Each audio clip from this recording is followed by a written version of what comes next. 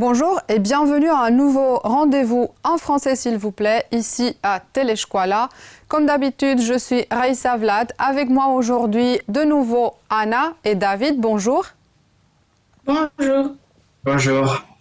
Et aujourd'hui, nous allons découvrir ensemble les passions des jeunes. Je suis sûre que vous savez quelles sont vos passions, mais on va apprendre à en parler en français. On va parler des loisirs, des sports, on va parler des instruments de musique, on va apprendre ou nous rappeler comment faire pour employer les verbes faire et jouer, pour parler de la musique et du sport.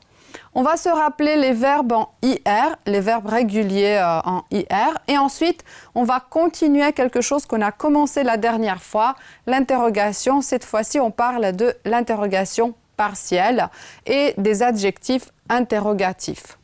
Mais c'est le moment de commencer. Et vous vous rappelez, Mathieu, c'est notre ami d'il y a quelques semaines. David, tu veux lire ce texte, s'il te plaît? Oui. Moi, j'adore le sport. Je fais de la natation 2 fois par semaine et du judo le lundi. Le week-end, je joue au football ou au basket avec des amis. Pendant les vacances, je fais du vélo avec mes parents. Je choisis le sport aussi, souvent que possible. C'est bon pour la santé. C'est vrai, le sport, c'est bon pour la santé. J'espère que vous faites aussi du sport. Alors, c'est vrai ou c'est faux? Qu'est-ce que vous en pensez? Mathieu se passionne pour le sport. Anna, c'est vrai ou c'est faux? C'est vrai. C'est vrai, tout à fait. Il fait de la natation et de la danse, David. C'est faux. C'est Je fais de la natation et du judo. Il aime jouer au basket avec ses copains, Anna. C'est vrai. C'est vrai. Il ne sait pas faire du vélo, David. C'est faux. C'est faux. Et ensuite, il fait rarement du sport, Anna. C'est faux. C'est faux, oui, c'est faux parce qu'il dit là qu'il fait souvent du sport. Très bien. J'espère que vous, à la maison, vous avez suivi aussi et vous avez répondu comme Anna, David et moi. Et là, on parle donc des sports. J'ai mélangé les lettres de quelques sports très populaires. On va essayer de les découvrir. Alors, pour le A, Anna, c'est quoi, à ton avis? Le tennis. Le tennis, ok. Le B, David? Le football. Le football. Anna? Le rugby. Le rugby. David? Le volley. Le volley. Anna?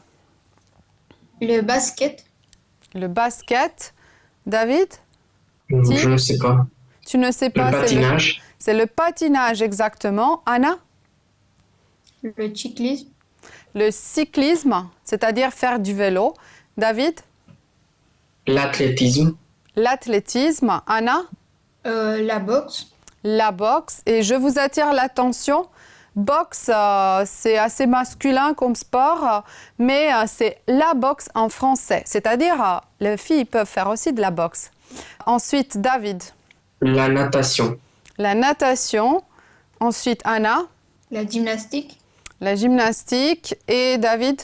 La danse. La danse, tout à fait. Voilà, quelques sports parmi les plus courants, les plus populaires. Enfin, là, nous avons des éléments à associer à certains sports. Une balle, on utilise une balle pour quel sport? David, Anna? Pour tennis. Pour le tennis, très bien. Une balle de tennis, par exemple, parce qu'une balle, c'est un petit ballon. Et là, j'ai déjà dit un petit ballon. Un ballon, c'est pour quel sport? Pour le basket. Pour le basket, football. pour le football, exactement. Des gants. Des gants, quand j'ai froid en hiver, je mets des gants. Ou quand je fais Pour quel le sport? patinage. Non, c'est pas pour Pour le les- patinage. Pour la boxe. C'est pour la boxe, oui, des gants pour la boxe, voilà. Ensuite, les patins pour le Patinage. patinage, bien sûr. Il y a des patins à glace ou des patins à roulettes. Et une raquette Pour le tennis. pour le tennis, tout à fait. Enfin, pour parler du terrain, là où je peux faire du sport, Je peux faire du sport dans une salle si je fais de la gymnastique, par exemple. Sur un cours, si je fais du tennis, par exemple. Sur une piste, si je fais du vélo ou du ski, on dit en français une piste de ski. Et dans une piscine quand je fais de la natation. Voilà. Je vous promettais, quelle jolie promesse, en début de séance qu'on allait parler des verbes en IR. Les voici. Observez donc, je choisis le sport aussi souvent que possible. Je choisis, c'est un verbe en IR, le verbe choisir. Je vous ai mis là les terminaisons IS, IS, IT. Ils sont, IC, IS. Ces terminaisons s'ajoutent au radical, à la base du verbe. Et pour avoir cette base, je vous rappelle, c'est comme pour tous les verbes, j'enlève le IR, vous voyez, qui me donne la catégorie de verbes. Ce qui reste, c'est la base. Et à cette base, je vais ajouter les terminaisons. Je choisis, tu choisis, il, elle choisit. Nous choisissons, vous choisissez, il, elle choisissent. Et là, je réussis, tu réussis, il, elle réussit, nous réussissons, vous réussissez, il, elle réussissent. Assez de théorie pour ce moment et d'explication. Je vous invite à faire avec moi cet exercice. Et je vais inviter Anna à commencer. Il faut tout simplement... Je choisis Vas-y, oui. un cadeau pour son anniversaire. Je choisis un cadeau pour son anniversaire. La consigne a été claire, c'est vrai.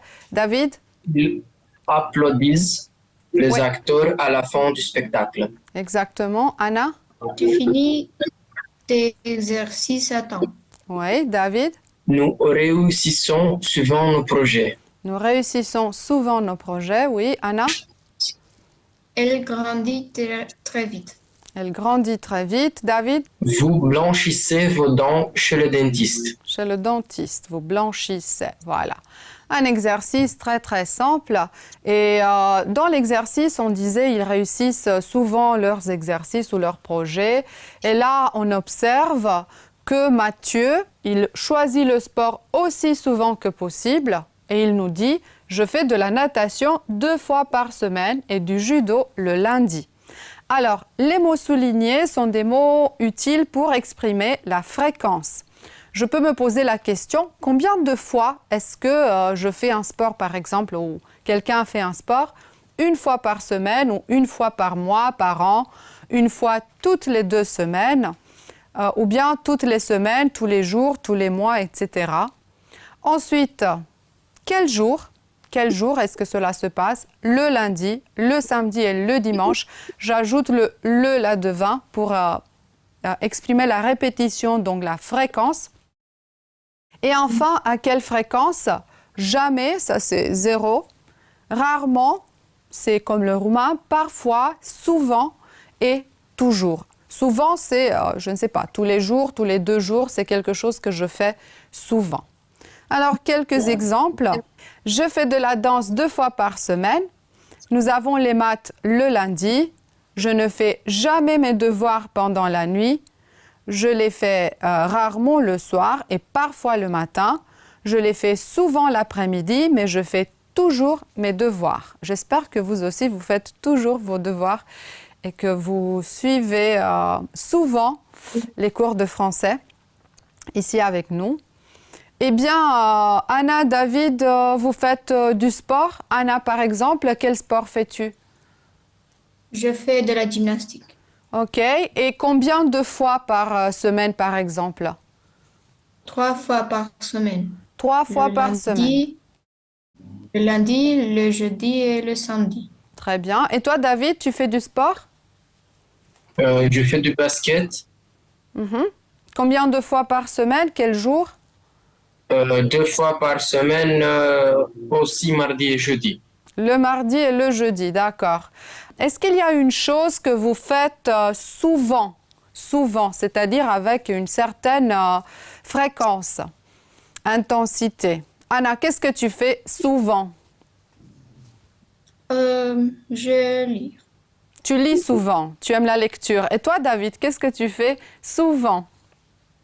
Je joue du jeu vidéo. Tu joues aux jeux vidéo, oui, tout à fait. Ça se voit. Enfin, on continue. Vous vous rappelez notre camarade Eva. Anna, tu veux lire le texte, s'il te plaît? Vas-y. Moi, je me passionnais pour les arts. J'ai joué du piano et j'ai fait de la danse. J'adore visiter des expositions, des peintures avec mes parents et aller au cinéma avec mes amis. Une fois par mois, je vais au théâtre avec ma famille. J'adore par contre les sports, n'aime pas mon truc. Je préfère lire au contraire de la musique dans ma chambre. Ouais, c'est écouter de la musique dans ma chambre. Moi aussi, j'adore écouter de la musique. C'est vrai ou c'est faux? Eva préfère les loisirs culturels, David. Vrai ou C'est faux. C'est faux? Elle n'aime pas les C'est faux. loisirs culturels? Ah non, c'est vrai. Ah non, c'est vrai parce qu'elle se passionne pour les arts. C'est un loisir culturel quand même. Anna, elle fait du piano et de la danse. C'est vrai ou c'est faux? C'est vrai. C'est vrai, elle fait du piano et de la danse. Elle va au cinéma avec ses parents. C'est vrai ou c'est faux, David? C'est faux.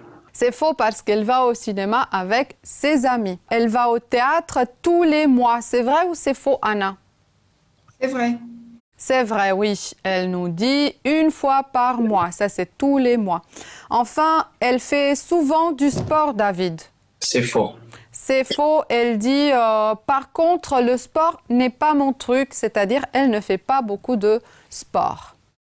Alors, pour faire et pour jouer, pour parler du sport et pour parler d'un instrument, comme je vous l'annonçais en début de séance, je joue du piano, mais je ne joue pas au basket. Je fais du football et de la guitare. Ces deux verbes, jouer et faire, peuvent être employés donc autant pour parler d'un sport que pour parler d'un instrument de musique. Il y a quand même une petite différence. Je vais employer la préposition de pour parler d'un instrument de musique et je vais dire je joue de la guitare ou bien tu joues du violon. Et je vais employer la préposition à pour parler d'un sport et je vais dire il joue au football, nous jouons à cache-cache. Enfin, le verbe faire va pour les deux parce que faire, c'est finalement synonyme de pratiquer quelque chose. Vous faites du judo et de la danse, elles font du piano et de la trompette. Voilà. Et vous jouez d'un instrument, à quoi vous aimez jouer en récréation, vous faites du sport, ce sont des questions que je vous adresse, vous à la maison aussi. Anna et David, est-ce que vous jouez d'un instrument? Anna, toi, tu joues d'un instrument? Non. Non. Et toi, David, tu joues d'un instrument? Oui, je joue de la guitare. Tu joues de la guitare, super. Enfin, dernier petit point, c'est l'interrogation partielle, une interrogation que je construis à l'aide de mots interrogatifs qui peuvent être des pronoms, des adverbes ou des adjectifs interrogatifs. Et là, j'ai une petite liste. Il y a qui pour poser des questions sur une personne, que pour une action ou un objet, comment pour la manière, où pour le lieu, quand pour le temps et pourquoi pour la cause ou pour une justification. Et là, des exemples. Qui fait du piano? Que fais-tu le soir? Ou qu'est-ce que tu aimes faire le soir, le samedi? Comment passes-tu tes soirées? Comment est-ce que tu passes tes soirées? Où vas-tu le dimanche? Où est-ce que tu vas le dimanche? Quand fais-tu du vélo? Quand est-ce que tu fais du vélo? Pourquoi vas-tu au cinéma? Pourquoi est-ce que tu vas au cinéma? Vous avez constaté que j'ai accentué à chaque fois le « est-ce que » parce que c'est lui, voilà, je l'entoure ici par exemple, c'est lui qui m'aide à éviter cette inversion du sujet et du verbe. Comment passes-tu? Comment est-ce que tu passes? Où vas-tu? Où est-ce que tu vas? C'est une manière différente de poser finalement la même question. Et cette fois-ci, je vous le disais la dernière fois, les réponses qu'on attend sont très ponctuelles. Parfois, il est difficile de trouver la question, mais on va essayer avec Anna et David. Anna, tu peux trouver une question pour cette première réponse. Je vais à la piscine le mercredi et le vendredi. Une question possible. Quand tu vas à la piscine? Quand tu vas à la piscine, je dirais plutôt quand vas-tu à la piscine. Mon frère fait du basket, c'est la réponse. David, tu pourrais m'aider avec la question? Oui, qui fait du basket? Qui fait du basket? Oui. Ou bien j'aurais pu dire que fait ton frère? Eh bien, mon frère fait du basket, donc plusieurs possibilités. Anna, non, je ne joue pas d'instrument. Tu joues d'instrument? Tu joues d'un instrument, ça c'est une question qu'on a vue la dernière fois, c'est une question totale, une interrogation totale. Parce qu'elles adorent l'eau. Là c'est très clair, David. Pourquoi font-elles de la natation? Pourquoi font-elles de la natation? Parce qu'on parle du sport, mais j'aurais pu dire pourquoi est-ce qu'elles boivent de l'eau? Parce qu'elles adorent l'eau, voilà. Je fais du vélo dans le bois à côté de ma maison. Anna, une question possible? Où fais-tu du vélo? Où fais-tu du vélo? D'accord. Ou bien, qu'est-ce que tu fais dans le bois à côté de ta maison? Je fais du vélo. Très bien. David, le samedi, je vais au cinéma ou au théâtre. Que fais-tu le samedi? Que fais-tu le samedi? Ou bien, où vas-tu le samedi? C'est aussi possible. Et enfin, il va à l'école à pied. Anna, Comme il va à l'école. comment il va à l'école? J'aurais dit comment va-t-il à l'école? Et là, je vous attire l'attention très très vite sur ce petit T-là. C'est un T qui n'a aucune fonction grammaticale ou lexicale. Ça s'appelle un T euphonique qui est utile uniquement pour séparer les deux voyelles A, I, que vous voyez là, les deux voyelles que vous voyez, enfin. Donc, c'est juste un rôle phonétique tout court. Eh bien, dans la catégorie des mots interrogatifs, il y a également ces adjectifs interrogatifs dont la prononciation est très sympathique parce qu'on va dire quel. Il n'y a aucune différence. Alors, quel, c'est pour le masculin. Quel est ton sport préféré? Mon sport préféré est le tennis. Et toi, David, quel est ton sport préféré?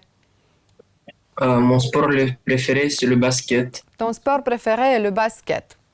De quelle couleur est ta raquette? Ta raquette de tennis, elle est rose. Anna, de quelle couleur est ton t-shirt préféré? Mon t-shirt préféré, c'est bleu. Est bleu. Très bien, pardon. Je voulais dire d'accord, très bien. Quel pour masculin pluriel? Quels sont tes loisirs? J'aime la lecture, le cinéma et la danse. Et quel féminin pluriel? Quelle fille participe à la compétition? Toutes les filles de notre classe participent. À votre tour, pour vous exercer, vous pouvez imaginer des questions avec quel, à adresser à vos camarades de classe ou à vous-même, pourquoi pas. Comme d'habitude, avant de nous séparer, j'ai une petite tâche pour vous, un petit exercice à faire. Vous devriez ou vous pourriez parler de vos loisirs sur le modèle des textes de Mathieu et d'Eva, sous la forme d'un message adressé à un ami. Oui, salut, mes loisirs sont, vous pouvez parler de la fréquence, etc. Eh bien, Anna et David, vous faites du sport, vous jouez d'un instrument. Est-ce que vous avez d'autres loisirs? Est-ce que vous pouvez me dire 3 activités que vous aimez faire quand vous avez du temps libre? David, quelles sont tes activités préférées, tes loisirs? Jouer du jeu vidéo, jouer au basket et jouer de la guitare. Voilà, jouer à des jeux vidéo ou aux jeux vidéo, jouer au basket, jouer de la guitare, c'est jouer. Laquelle de ces activités tu l'as fait le plus souvent? Une activité que tu fais souvent parmi ces 3 activités. Jouer aux jeux vidéo, de la guitare ou au basket? Jouer du jeu vidéo. Jouer aux jeux vidéo, d'accord. Et l'activité que tu fais le plus rarement parmi ces 3? Jouer de la guitare. Jouer de la guitare, d'accord. Anna, tes 3 activités préférées, tes 3 loisirs sont lesquels? J'aime jouer avec mon chat, lire et faire de la gymnastique. D'accord. Lire, faire de la gymnastique, jouer avec ton chat. Parmi ces 3 activités, Quelle est l'activité que tu fais le plus souvent? Je fais de la gymnastique.